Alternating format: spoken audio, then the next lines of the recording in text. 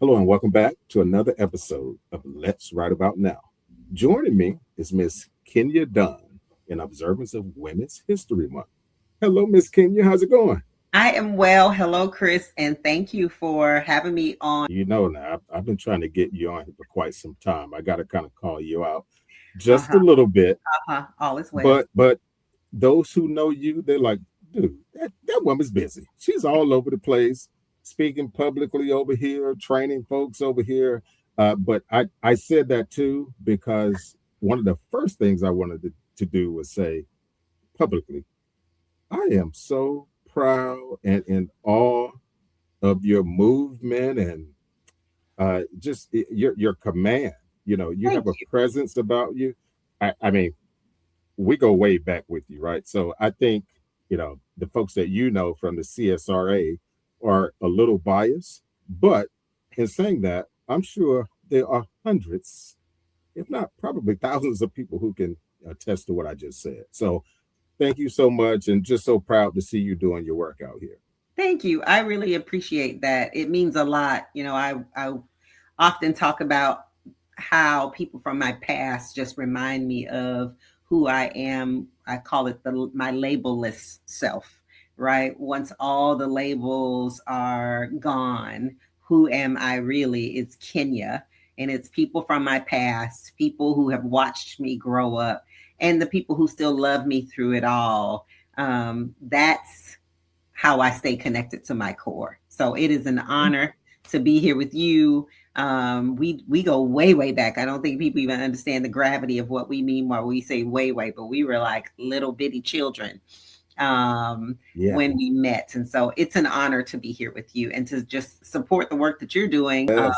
So Yes. can't wait to jump into this conversation. Yeah. We're gonna jump into it. But yeah, I just said folks know you, hundreds, thousands of people, whatever that magical number is. But there's some folks out there who have heard and know about you, but they don't know about you. Hmm. So it's only fitting for you to share in some part, like just a little bit about Kenya Dunn. Who is Kenya Dunn? Your aspirations, thoughts about life, and so forth. When I think about who is Kenya Dunn, who I am today and who I was, let's say, 5 years ago, is a bit of a different trajectory.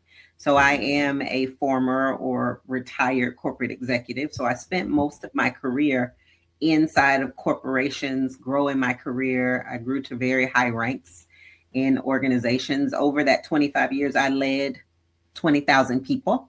So I have a lot of extensive experience there. But over the last 5 years, I've been out on my own as an entrepreneur, also very heavily as a community leader here in the Charleston, South Carolina area. And yes, my birthplace is Florida, but really I was raised in Georgia. But I tell you what, over the last nearly 20 years, I've been rooted right here in the Charleston, South Carolina area. And so a lot of who I am today is Gullah Geechee influenced. That is about community. That's about ensuring that there's equity and justice for our communities, and just really honoring our ancestors through that. And so that's who I am. I'm a mom also, right? I'm a mom. I have two beautiful young adults. Hallelujah, right? My son's 26 and he lives in New York. His name is Akil. And my daughter is 23. She lives right there in DC. She's a recent, well, not even recent, 2 years ago, graduate of Howard Yeah. University. Oh, no. Her Wow. name is Adia, and she's transitioning into law school in the fall. So I am That's a awesome. proud mother of two thriving and productive young adults as well. That is awesome. That is awesome. Just that, hey, literally the fruit of your labor, kind of thing. And Literally. yeah, literally. And I've seen pictures, of course, on be it Facebook of your kids, and a handful of years ago, and to see them now, how they steadily blossom. It's just Yeah. that's just one of the most magical things about parenting. You asked me about my aspirations too. And, I have to, yes. I mean, my you've already accomplished so much, but there's still so much life and so It much in the tank, is. right?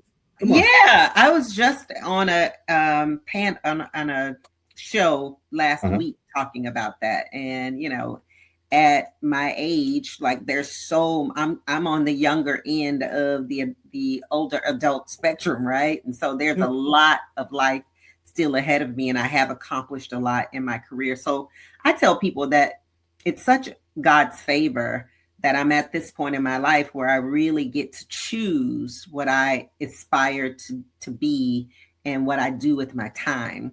And so my real aspiration is to continue to live this sovereign life, a life where I am doing what brings my soul joy and what honors God in the process. And so my aspiration is to really seed the world with what I call effective leaders. One thing I do know is leadership, and I know effective leadership. And so my aspiration is that by the time I take my final rest, that I have seeded this world with hundreds and thousands of effective leaders who understand the role of a leader is truly stewardship. Yes, yes, yes. For the record, I would follow you any day. Okay, Thank you, Chris. any day. Another public Thank you, acknowledgement. Chris. I mean, but in all seriousness, that it's kind of like some folks command a certain type of. Some folks have their presence in itself, how they carry themselves, be it Mm-hmm, verbally, just their being. They're like seemingly float, right? mm-hmm. And it's kind of a I don't know, gift from God. Person like look and feel like regal. I say all that to say, and I'm not just saying it because I have you on here, but I'm going to say it anyway. Seeing you, especially when I saw you, some years ago for the first time and forever, I was it was like how should I put it? Um, I I would say I mentioned the word regal, but I'm going to go just a step further. Girl, you were like majestic. I was like, what? And then I'm trying to figure it out. I'm like, well, hold up. Well, hell, is it because I haven't seen her physically, seen her in a while? But I, yes, Yeah. it was very majestic, like right. I I receive that and I appreciate that. And I hear that, to be quite honest. I hear that, and I will tell you that it is definitely God's light that Mm, mm-hmm. emanates from me. And I Mm-hmm. work very hard to honor that. And I work very hard that when people encounter me, they will know that God is real. That's a goal of mine. I remind myself Ooh, that every time, every day. When you lead that many people, you need God. right, And so right. it's like Yeah, I yeah. want people to know that God was real, because if for no other reason, because they encountered me. So I've worked very hard over my adult life to cultivate just this commitment to being in God's presence Mm-hmm. in everything that I do. And I think as a result of that, God's presence beams through me. I don't think that I've earned it no more than the next person, but I definitely know that I've showed God that God can trust me with that. Ah, So I like that. I receive that wholeheartedly, and I continue to be a good steward of that.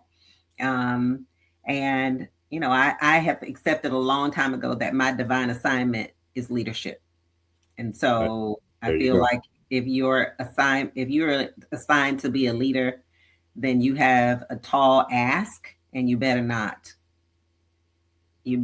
mishandle it, or else. Oh, ooh, or else. Or else. And you can fill that in with a lot of things that Correct. yeah, I'll leave that there. So so to the topic at hand, right? Hmm. Women's History Month.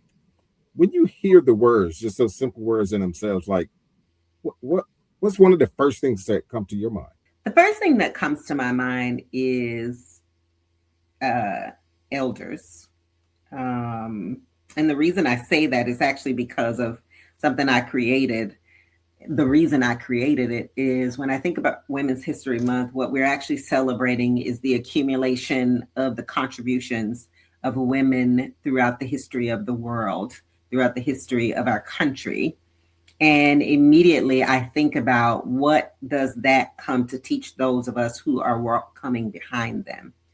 And a lot of times, Women's History Month feels like women who have gone on, but there are women who are making history every single day. There are women who are in generations further than mine that are making history that we get to glean from.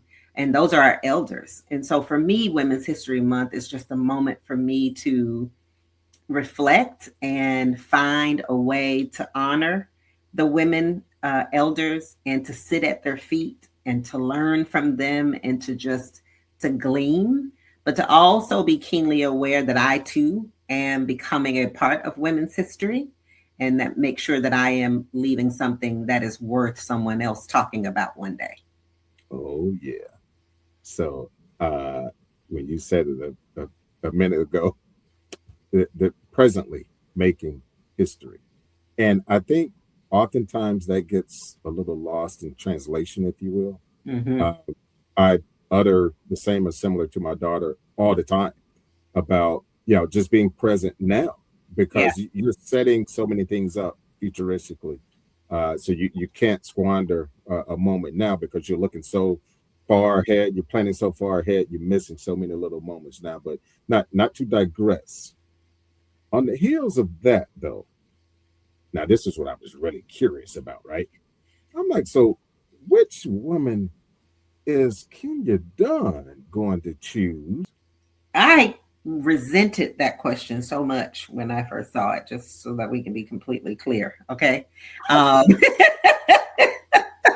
Thanks for saying with so much ferocity. Yeah, goodness. I was Okay. like, are you kidding me? Only because I am like, if you ever ask me, what's your favorite, this, your favorite, I resent those questions. I'm like, I Okay. don't know, because Okay. it depends on what's going on this day or this day, right? That's fair. So, but the where I landed, and I'm just going to stick with it because it's coming back to me right now, Okay. is Dr. Maya Angelou.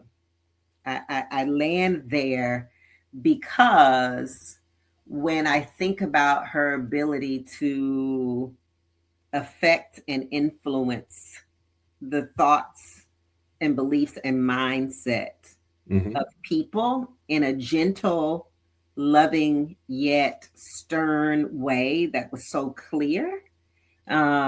It's like she invited you into this transformation. She didn't force it, but you also knew a little bit that she wasn't giving you a choice. Yeah, I like that. Yeah. Yeah. Um, I like to think that's kind of she's my model. That's how I lead. And just if you look at how she transformed over her adult life, and Mm. she became, there's this moment where she realized that she was a spiritual being having a human experience, where I think Mm. in the beginning of her life she thought she was a human being, right, having a series of spiritual experiences, Hmm. and then she hit this transformation to where she really understood what she was here to do. um, and she stuck to that and she got committed to that, and it transformed how we know her now and in history. And so, and she used art to do it. Her greatest creation and what she left here was through art. And I think artists, to be an artist takes such courage. um, and so it's her that I choose for this conversation, but there are certainly others that just kind of come to mind when I was thought. I was like, oh my God, you want me to just choose one? Well, so This, here's the thing, though. Here's the thing. If I can be completely honest, I initially had inputted two women. I'm like, I'll just scale that back. But to kind of help me out and kind of kill a few birds with one stone, I was like, well, depending on what she answers, not say what, how yeah, yeah. she answers, I'll just follow up if another trailblazing woman comes to mind. So I feel obligated, given that you just publicly, I'm not going to go there.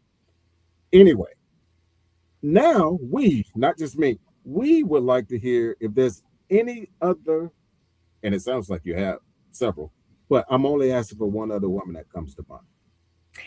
The other woman that comes to mind for me is uh, Harriet Tubman, in the embodiment of her courage of, and I've been reading a lot about who she was, and Hmm. people that knew her, and what really shaped what we came to know as like her role in the freeing of enslaved.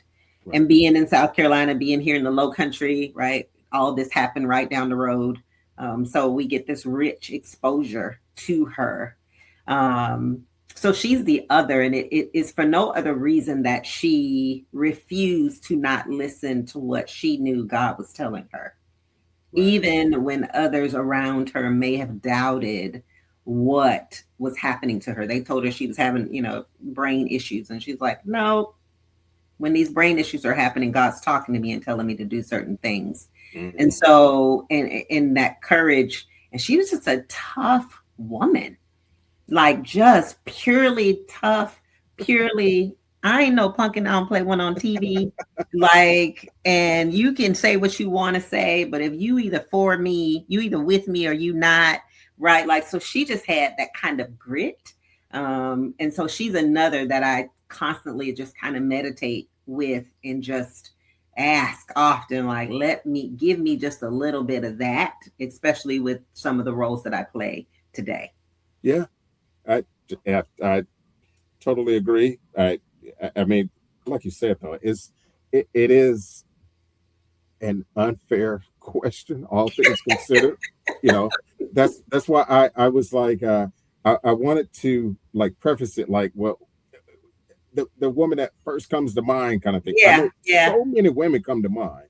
And you know Um, what? I will say the other thing is that because I am here in the low country of South Carolina, like uh-huh. you talk about September Clark, you talk about, right, like I am surrounded by the history of women who have made major influence on this country and the way that we do things, right? And like I stand on sacred ground. I live in this area of sacred Hmm. ground that Hmm. I'm always in the presence of ancestors, male Right. and female.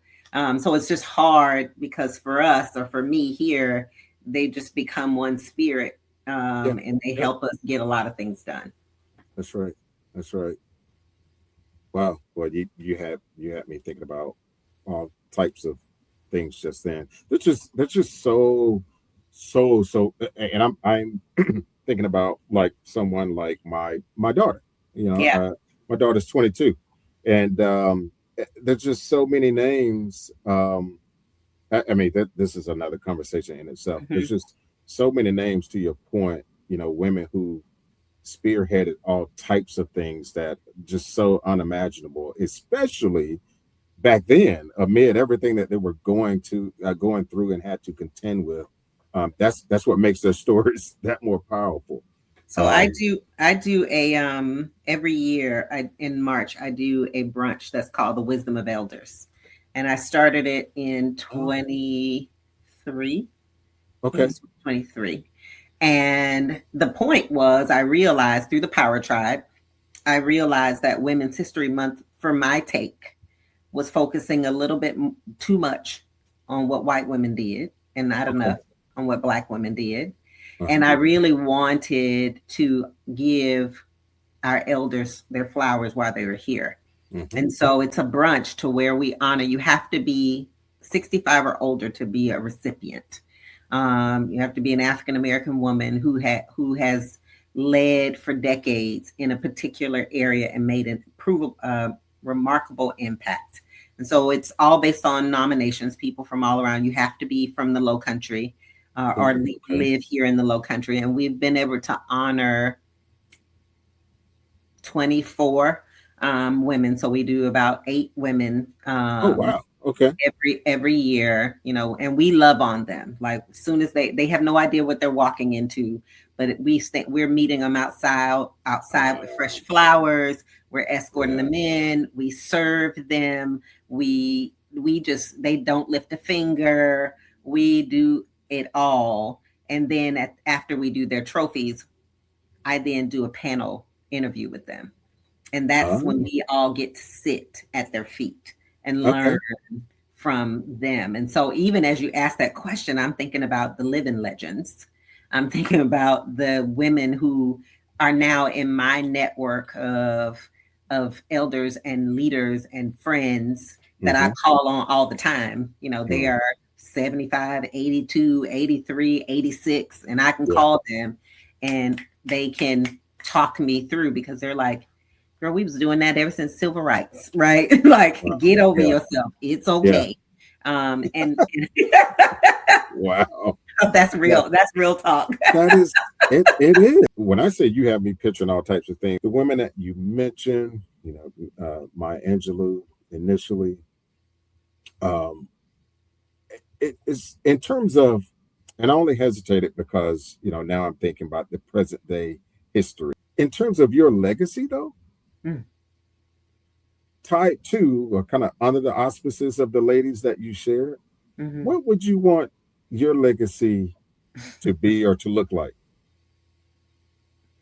If I had a dime for every time somebody asked me this question, and I Ah, love it because it gives me such an opportunity to share, but to just remind myself. And here's mm, how I answer the question of legacy. So, one, fundamentally, I believe actually what Dr. Maya Angelou says is your legacy, and your legacy actually is the lives that you impact. That's your legacy. But I think about it in the terms of the word, in terms of the question, how do I want to be remembered? okay. And Yes. so, Thank you. and it's what I teach the women in the power tribe about the word remember. So we know what the word remember means, but if we were to break the word apart, re is to do again or again, um, and then member is a body, right? So to again come in body or in membership, right, with another or with something else. And so when I think about I, legacy, I, I had to come back on the screen with that one. I absolutely love that breakdown, and I will be using it. I please do, because it's apologize. My true. It's my true. sister, I love it. Yes, Yes, please yes. do. And so when I think about this idea of legacy, the Mm, real question that I ask myself is, how do I want to be remembered? And how I want to be remembered is I want to be remembered by the parts of me that people who have been under my leadership take with them into the world. And so every time someone takes a part of me, a thing that they've learned from me, a thing that I have shown them, and they make it a part of themselves as they go out and do good in the world, I am remembered. And that's how I want to be remembered. I want to be remembered through the legacy of the way that the people that I leave behind me impact the world. you got me doing a lot of introspection here. It's I'm I'm I'm known to do that. yeah. I that's why I enjoy all of these exchanges. Just we have so many different. We have our own lived experiences, right? They look Right. so they're so varied, and that's one thing that has always just intrigued me about people Yeah. in general, right? Yeah. Let alone someone that I know. And hold up, speaking of knowing, one thing I did not know about you, you said you were born in Florida? Hmm. Yeah. We Okay. moved to the CSRA when I was 2. I was born in St. Pete. Oh, okay. Mhm. Never knew that. I thought I heard, I'm like, hold it, did she say Florida? Yeah. Uh-huh. But okay. Now I'm being a little petty right now.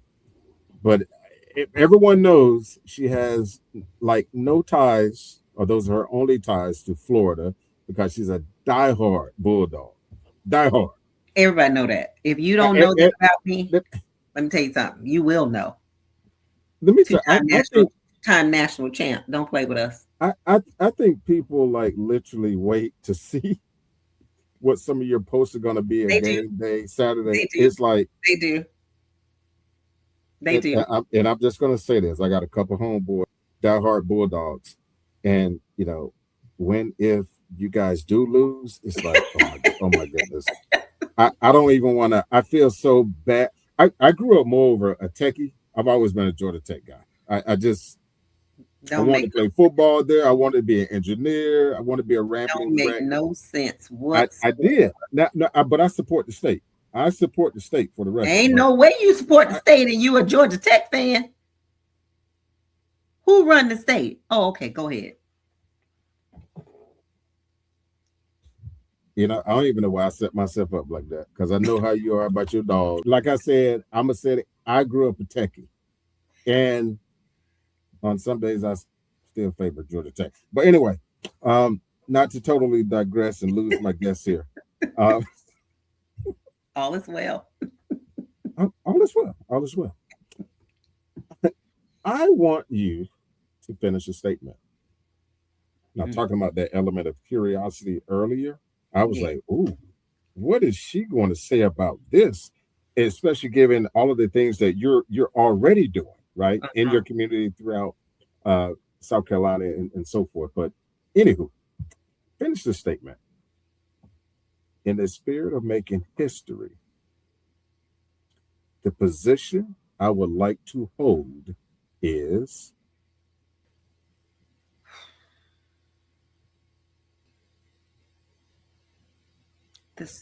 In the spirit of making history, the position I would like to hold is a CEO of a Fortune 100 company.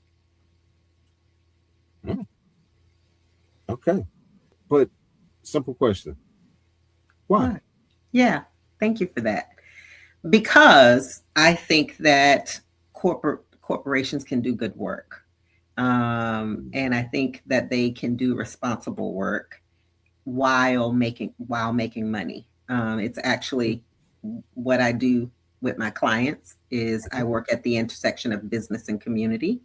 And it's what I did inside corporate America, like where you're going to go into communities and ask people to share a portion of their wallet with you. You should be concerned about their ability to be able to do that and the Mhm. Maslow's surrounding that. So you have Right. to, Maslow's is important to everybody. So figure that out on behalf of the people. And so I think that there's not enough companies that lead by example in that space. And so, in the spirit of making history, I'd love to be in the ranks of the few CEOs who have been able to demonstrate that um, in business. And this is just a sidebar Yeah. to that, totally off the cuff. So having worked with, be it the federal government, so many businesses, large, small, and whatever, like which business sector would you gravitate to if anything jumps off the paper at you? Nothing particularly jumps off immediately um, to me. I would say it would be an industry where there's heavy people engagement on the inside of the organization and on the Hmm. outside. Hmm. And here's what I know to be true. Every business has an M and a P, right? They have a profit and a mission. It's just for some businesses, their P is bigger than their M, right? So their profit Mm. is bigger than their mission. Ooh, Um, you said a and I think mouthful just I then. think it's about how do you reconcile where they are both as equally feeding what you are doing each and every day. And so that's how I think about the business. And there are a handful of businesses out there that get that, but not enough to change the trajectory of the communities in which companies decide to live, work, right, and show have their presence. Mm, I wholeheartedly agree. Ooh, and the size of the M versus the P. Ooh, Yeah, that and I was think that was. I think this these newer generation of entering the workforce, young adults, Hmm. are going to challenge companies to be more conscious of that. We call it corporate social responsibility or ESG now, but like it's only going to become a bigger demand. And we'll see where the reckoning lands us. Right. Thanks for that question. That was so good. Mm. I'm Yeah. not. I don't. I like. I don't usually get on, especially Women's History Month podcast or panels and get something as new and profound as that. So that was really. Miss Kenya. I like calling you Miss Kenya. Oh my gosh. Yeah, I that just hit me. Miss Kenya. Okay, all right, all right. Let me tell you something. That was like the most difficult thing for me to accept as when I first got my first executive role. For one, I was like in my 30s, right? So it's like, stop calling me that, right? Like just I just hit my mid 30s. What are you all talking Oh about? man. And so this whole miss thing, like first Yeah, Miss Dunn, I'm like, don't do yeah, that. yeah, So then they latched on to Miss Kenya, and I just like, fine, I'll yeah. take It just flows. That's all. And if the shoe fits, and obviously, I mean, seemingly it fits, and I'm not gonna go down that rabbit hole. But come on, I mean, it is what it is, as the younger folks say, right? it. Yeah, yeah. So I've had you on here long enough. I can keep you on here. I like talking about this stuff, and especially when it's a guest who is that personable and knowledgeable and doing so many different things anyway. So it's always great to have these exchanges. So eh, I want to get you out here on this one, and with a topic like this, um, and especially given your previous your career capacity and roles, etc., your experience, and what you're doing now, right, throughout your respective community and beyond. I like asking folks about, the parting words of wisdom and like what would you tell those younger folks? But in this, under the context of Women's History Month, what parting words would you do you have for young women or just women in general?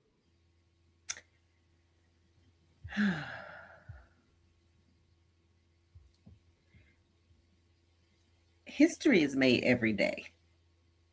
And because history is made every day, we have a decision to make in every role that we play, whether you are serving on a committee, on a board, you're at work, on a project, out in the community doing community work. Know that you are being a part of history. And so choose like you want to be on the right side of history when history comes back to tell what you did. That's what I'd say.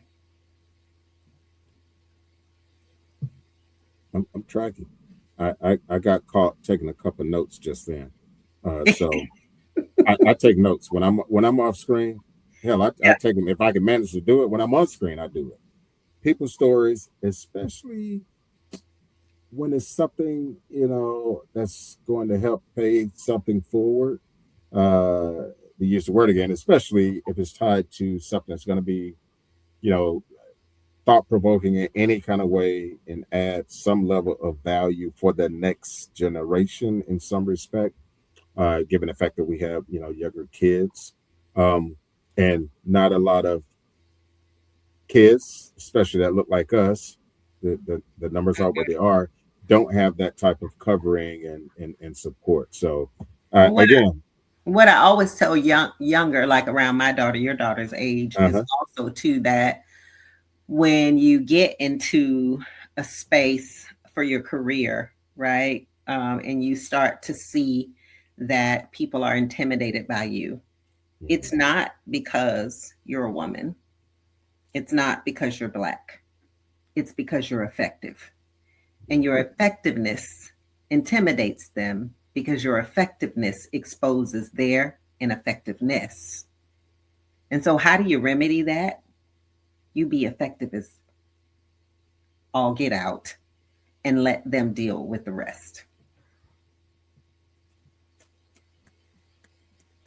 Yeah. if I- That, if I could have snapped a little louder, I would have did it. That is no, yes, and I don't have to belabor any of those points. That yeah. is in your face, facts.